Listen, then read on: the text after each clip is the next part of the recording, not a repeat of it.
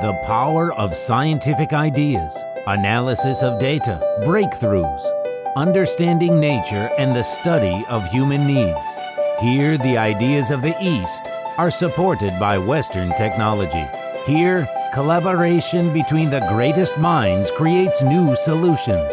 Here, each discovery makes our lives easier and our environment cleaner and safer. The International Science and Technology Center is a platform for scientific collaboration and the promotion of science. This film will show the results of ISTC's work in Dushanbe, the capital of Tajikistan. After the collapse of the Soviet Union, when the Iron Curtain was drawn back, scholars in post-Soviet countries became free. However, at the same time, investment into science collapsed. Tajikistan, with its great scientific potential, was one of these countries. Saving science in the new reality became a critical mission for the Tajik people. During the Soviet period, Tajikistan's budget was subsidized. Up to 60% of the republic's income was provided by Moscow. After the collapse of the Soviet Union, Tajikistan suffered a devastating civil war between 1992 and 1997. 5 years of the internal conflict had a major impact on Tajik society. As a result of these two catastrophic events, Tajikistan became the poorest country in Central Asia. There was no way to do science in these economic conditions. The International Science and Technology Center began to finance Tajik's scientific projects and provide support to scientists in 2003.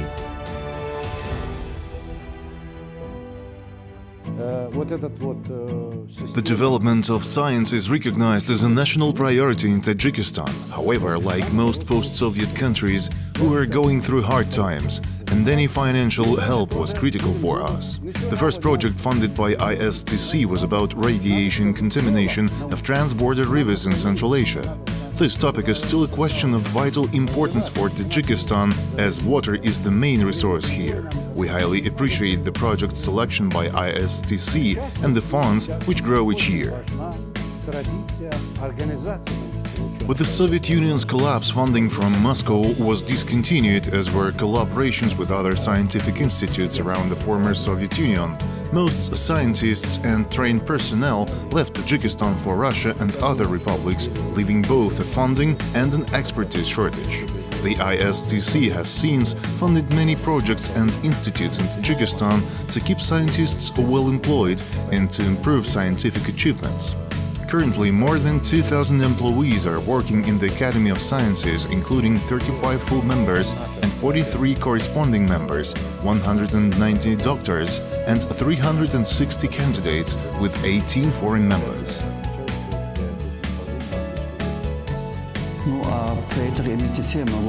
After the Soviet Union collapsed, we were vitally bankrupt. We had no equipment, no laboratories, and most specialists were leaving science. Since ISTC started working in Tajikistan, the situation changed for the better. We received funding for our projects, and scientists could resume work. Over the past 10 years, more than 3,000 articles and research works in various journals were published. These included articles published in journals from the US, Europe, India, Iran, and the CIS, indicating the recognition shown to the results achieved by Tajik scientists. Tajik scientists started traveling to international seminars, conferences, symposiums with the financial support of the ISTC.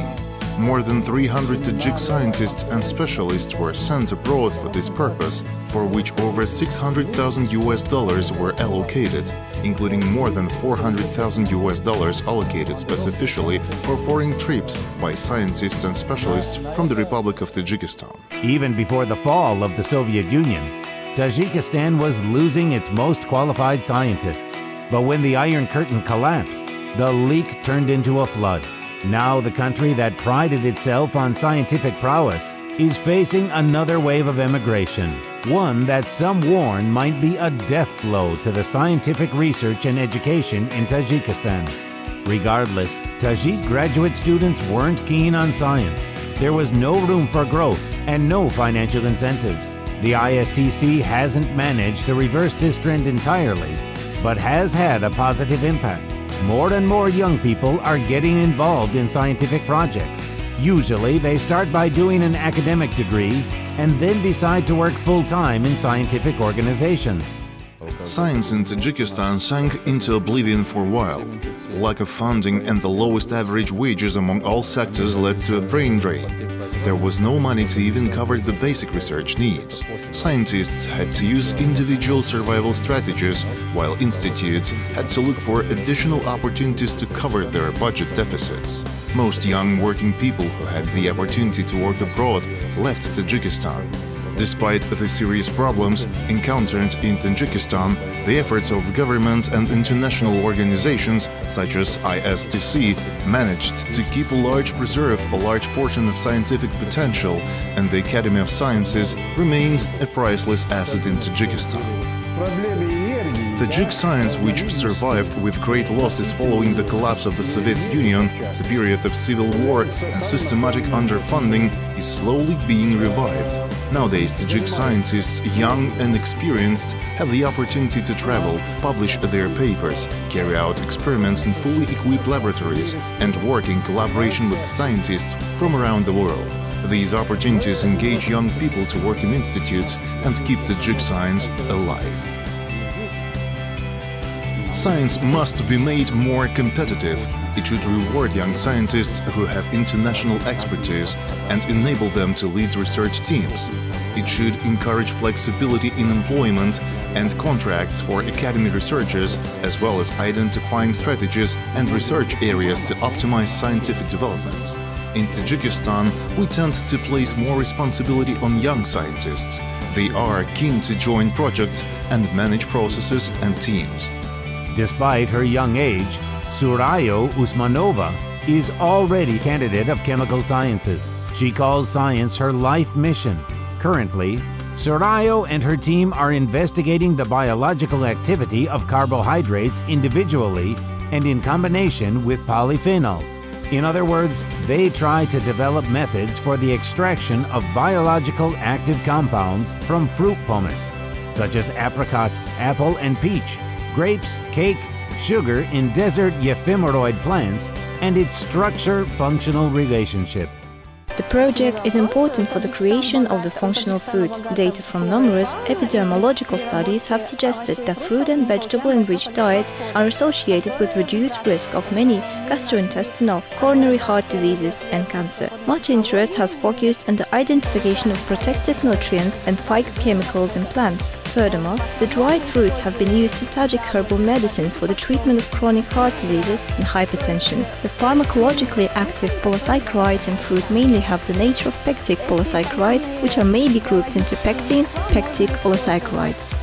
Oligosaccharides are basically food products with interesting nutritional properties. They may be naturally present in food, mostly in fruits, vegetables or grain, or produced by biosynthesis from natural sugars or polysaccharides and added to food products because of their nutritional properties or organoleptic characteristics. They also are found free in our combined forms in all living organisms. As a result of research collaboration, we observed a new resource of oligosaccharides and polyphenols in plant cell wall material.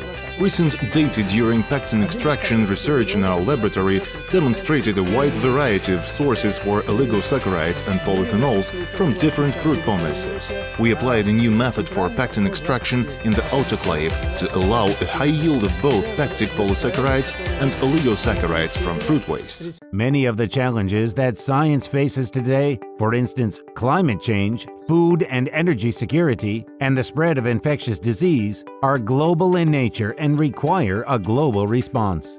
These factors make international collaboration in science more important than ever.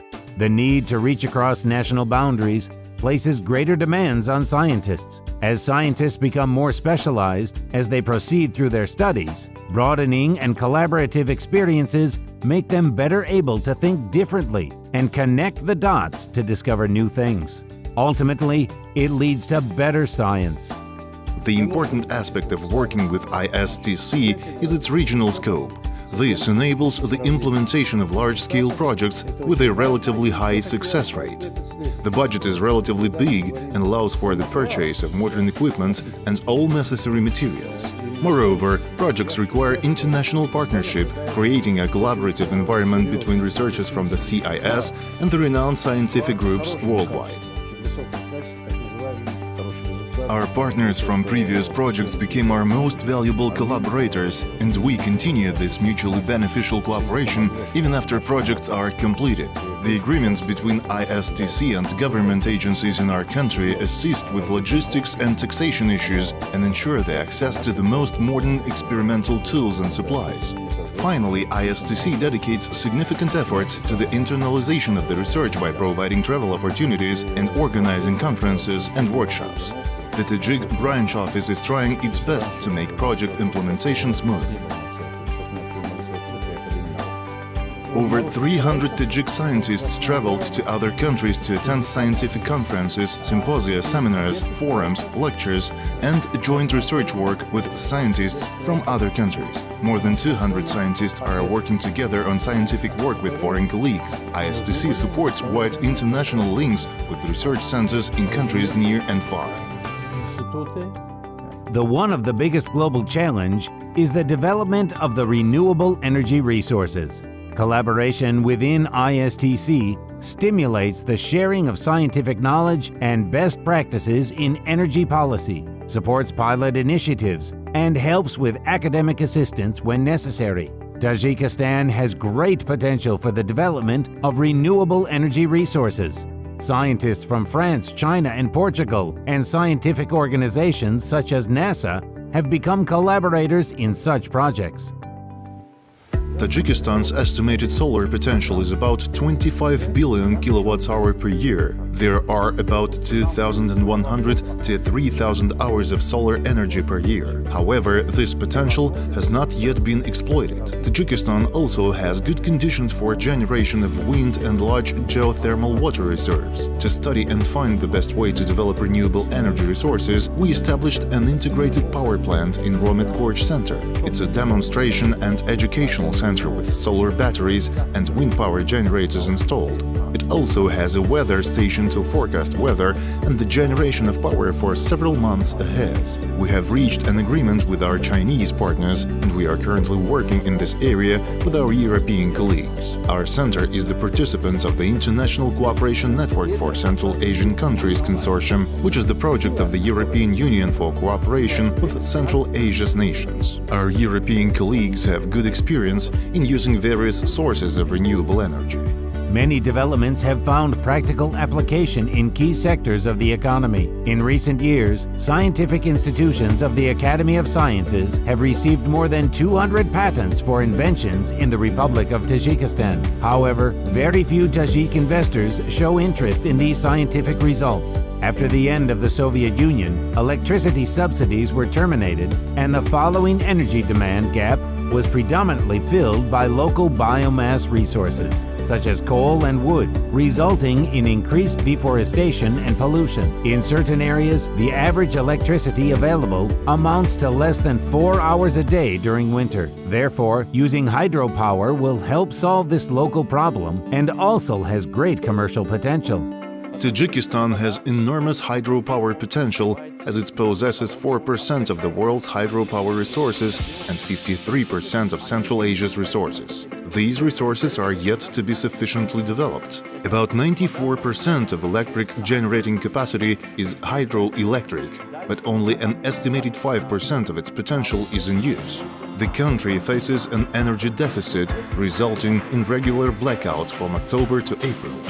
However, Tajikistan's rivers have great hydropower potential, and thus the government has focused on attracting investments for projects for internal use and electricity exports. The purpose of our project is to develop the basics of hydrogen production by the electrolysis of water. Simply put, using the energy of idle discharge of water from the reservoirs to produce hydrogen, its conservation and use in the most scarce energy period. Such an approach will create the prospect for the development of green energy and will provide the potential for energy exports in the future.